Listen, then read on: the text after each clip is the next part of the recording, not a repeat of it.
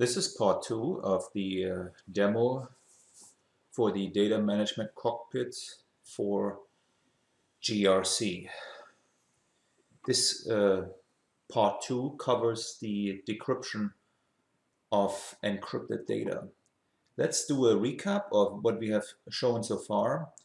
We have shown so far that it is possible to encrypt data directly in the database, and we had in the part 1 a use case where we went into a table, the PA 0002 table for the HR master personal data. And in here, if you look, we did actually mask, in a sense, blank out the fields which then actually have been written into the Dolphin encryption vault. And now we essentially show the reverse process. We showed that for user James, if he goes into the table PA20, he is essentially not able to see any name information anymore now after the completion is complete, as well as if he goes into the personal data, the security relevant fields like name, birthday, social security number, and so on are blanked out. So now we're going to reverse that. We also showed that we have the option to enhance these transactions, the PA20, for people who are authorized. So below we got the message, you are not authorized because James is not authorized, to revert this in the transaction PA20 for T. Langner, who has the authorization. We actually do use the enhancement concept of SAP to call the decryption modules, which will go into the encryption vault and retrieve the information and then bring them back into the screens of SAP GUI.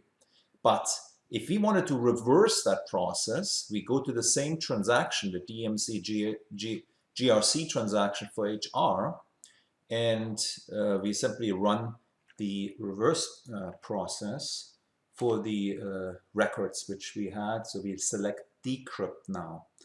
And so this is a really fast process. We see that we did process 3 records in the PA 0001 and PA 0002 table. And as a result, we should be, if I go back as James now, who does not really need to do any decryption right now, he should actually be able to see the original values which are in the database.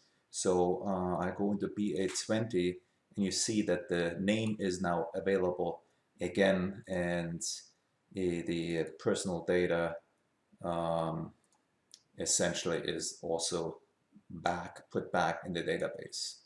So this is really a rather simplistic way. It is very important to recognize that it's very quick to decrypt and encrypt data in the database, and I can actually now prove in SE16 if I go into that same table where we earlier had blanks, and I plug in the same data range which I had before.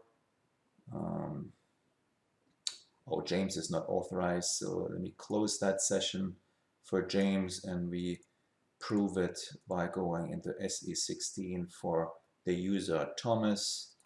Plug the data back in, and what we see is the original data have been restored from the encryption vault back into the database. And just to remind you again, the configuration about what fields we do encrypt and decrypt are essentially defined here.